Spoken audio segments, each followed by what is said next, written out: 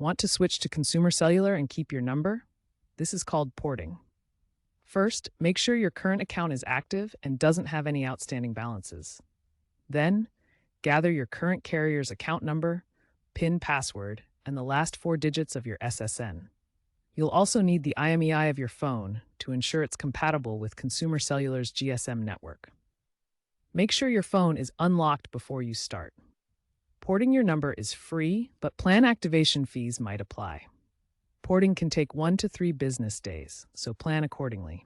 Consumer Cellular does not support port-ins from certain carriers like Verizon Prepaid or international numbers without a U.S. address.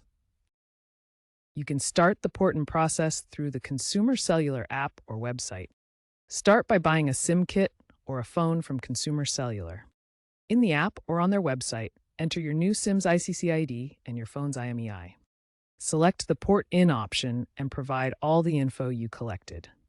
Consumer Cellular will verify this with your old carrier. You'll get a confirmation email or SMS with a port-in PIN. After the port is done, add money to your account with a plan. If something goes wrong, contact support immediately.